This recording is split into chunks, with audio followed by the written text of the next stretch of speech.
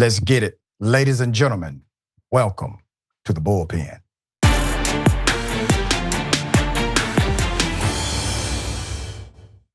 We've been talking about this since day one. I'm taking you to Tennessee, where Elon Musk AI company may be lying and not providing full information as it relates to adverse conditions created for the locals. The person who has been outspoken about this, none other than the incomparable leader representing District 86, Mr. Justin J. Pearson. Representative Pearson, it's good to have you on the program, sir. How are you? I'm glad to be here, and we're in the fight, and we got another day in this movement for justice rooted in love, and so I'm doing all right. Amen to that. We're going to go to your contextualization of it and then get into this interview. Here it is. Ted Townsend is the CEO of the Greater Memphis Chamber, and he has been the biggest proponent of XAI polluting our community and hurting our community more than anybody else. And we just got to go through this. Let's unpack these comments. First of all, we're not talking about there being instances of environmental injustice. We are talking about a decades-long history of environmental racism and environmental injustice happening in Memphis and Shelby County, particularly in the 38109 community, where there are over 17 toxic release inventory facilities. We're talking about a community where the cancer rate is 4.1 times the national average, and where people like Ted Townsend continue to invite industry into our communities, polluting our air, polluting our water, polluting our lungs without our consent and without our permission. Next, he's out here saying that they're doing above and beyond what's expected of them. Lying to us? Let's talk about the fact that they said there are going to be 15 gas turbines there, but we were able to find, with the work of the Southern Environmental Law Center, that there are actually 35, and we're able to take thermal images of at least 33 of those in operation. What's expected of them? They're going above and beyond. The expectations that people like Ted Townsend, the Memphis Chamber, and too many leaders have had is that our lives are not valuable and do not deserve protecting. In a previous show, Representative Pearson, we were able to provide the imagery of those photos that clearly indicated that activity was taking place well beyond the restriction that was allegedly adhered to. So tell the audience, man, what's happening in the area? Yeah, I mean, we are facing one of the most significant environmentally racist and environmentally unjust projects that are happening in the United States of America, led by the richest man in the world, Elon Musk, and his company XAI. And just today, we got information that he's actually using this chatbot, Grok, in his position and in his role with Dodge, using our private personal information and a supercomputer that's being powered here and polluting the air and the lungs of the people in our community to perpetuate his very harmful agenda. And so a year ago in June, he built this company, XAI, and brought it to Memphis with elected leaders signing NDAs. No one knew about the project except those people who had signed those NDAs. And then we learned that he's going to power it not with clean energy, not with solar, not with wind or anything like that, but with gas turbines, of all things. And we get told it's only going to be 15 and they're going to use them temporarily. And they're able to do that because of some code within the Clean Air Act that allows them to. Our attorneys looked at that and told them that's illegal, and the Shelby County Health Department needs to step in. The Shelby County Health Department refused to. The mayor, Paul Young, actually started to tout the exact same talking points of the chamber in XAI. And another mayor has been silent for this entire time until yesterday, where he said that he had no reason, that's Lee Harris, no reasons to be concerned, despite the fact that thousands upon thousands of people are saying our loved ones are dying from cancer, despite the fact that the research says that if this facility is producing the level of pollution that it says it is based on the technology that they do have in the gas turbines, it's more nitrogen oxides than the Memphis International Airport. It's 17.2 tons of formaldehyde, right, that is being pumped into the air. And we've already faced so many problems in our community due to the toxic release inventory facilities that surround us, from Nucor Steel to Valero Oil Refinery to the Tennessee Valley Authority. So they're perpetuating a harm, and we're standing up and fighting against it. I want us to understand the geography a little more. When I first reported on this, obviously the point that was compelling to me Do you really believe that Elon Musk chose that area because he just loves the people of that community?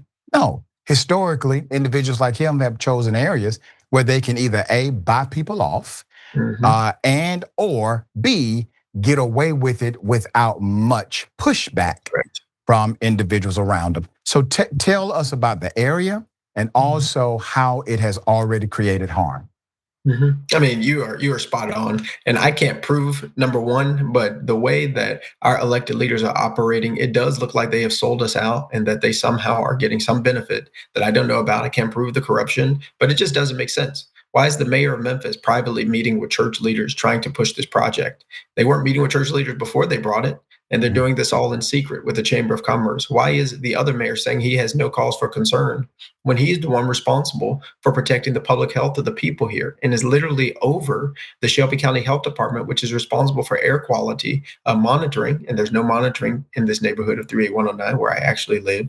There is no protection of the air quality of the people here. And there is a consistency of allowing the Chamber of Commerce to operate as the go-between and as the voice of the community instead of the people who've been in elected positions to do that work. And so something's awry and amiss here. And the foundations and principles of democracy, right, require people who are in elected positions in particular, and those who are appointed, to do what's in the best interest of the people. But Elon Musk chose Memphis because he found people who were willing to be exploited, right, in the elected office and in the appointed offices, who weren't going to push back, who weren't going to ask more questions, who weren't going to look at more research, who weren't going to listen to the people. But they don't know our community. Right? 5 years ago, $2 billion corporations came into this very neighborhood and said, we're going to build a multi-billion-dollar pipeline, and there's nothing that you can do about it. That pipeline got canceled 9 months later because our community is resilient, our community is brilliant, and we are powerful even when those who are in positions of power misuse it, abuse it, or do not wield it in a way to our benefit, but wield it against us. You know, this is a really ironic a business move. And I say this because of the surface understanding of AI, Elon Musk. So the guy who has the electric car is the same guy running the company with the gas turbines, having produced more than the accepted amount of emission from that area, lying about it allegedly and being caught in that lie. Why so much power is required? That's my first question. Why so much power for something like this? And second, why not utilize an alternative energy source if you have access to it? Exactly. I mean, these are the brilliant questions that our elected leaders were supposed to ask.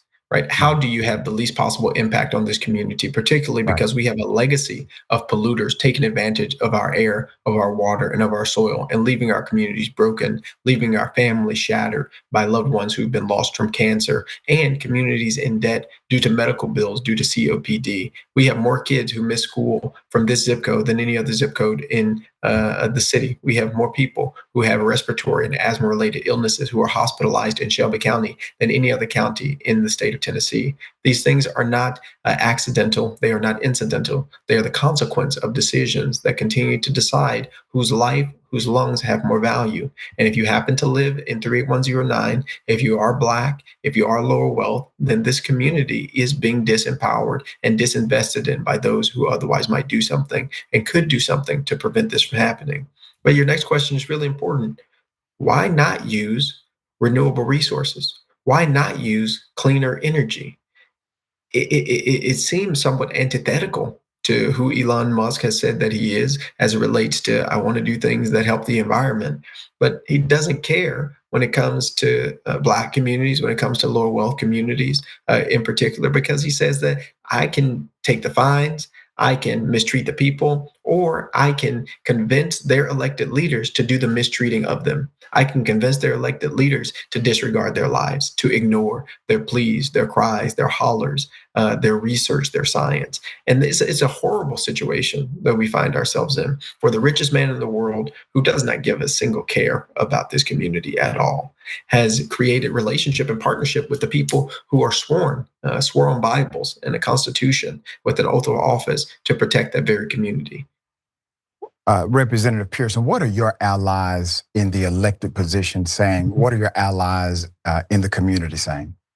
I mean, a lot of elected officials are speaking up and standing up alongside me to say we need to act, and that Mayor Paul Young and Mayor Lee Harris need to do something. One of the realities is we have two Black mayors in positions of power, which is what many people fought and died for. For this type of power to exist in Black communities and in Black folks' hands, but they are wielding it in a way that is harmful to Black people. And holding them accountable, just as we would hold anybody else accountable, is part of our responsibility and part of our work. It isn't good enough for us to be in position, and then once we are in position, we get the exact same results as if other people were in office. And so, but other elected leaders are speaking up, want to push for legislation at the state level, at the local level, as well to defend our community. And they are reaching out and calling out the mayors and Director Taylor to do something, to deny the 15 gas turbine permit that is out there, and to demand that these turbines, the other ones that are operating, all of these operating illegally and unconstitutionally, that they be shut off and shut down.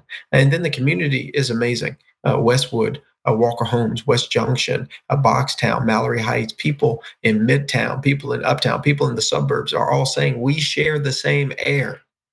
Yeah. We share the same air. Isn't the point where it just stops? And that's what we have to realize. That's right. That's right. For those who are watching this, Representative, they live in that community, or maybe they don't live in that community, but they want to help. What can people do? Thank you so much for asking that question. Join us. Go to votejustinj.com and join our movement. Put your name, your phone number, your email. Send me a note and let me know if you're interested. I send a few emails every couple of weeks just to give people updates on what we're doing and how we are organizing. But we're going to need more people to reach out to our elected officials and show them this isn't just a Memphis problem. This is a national problem. This is a global problem. The neocolonization of data centers is going to come in your community. And if you are Black, African American, or poor or low wealth, you're already 75% more likely to have hazardous materials and waste facilities in your community. And so this is our issue.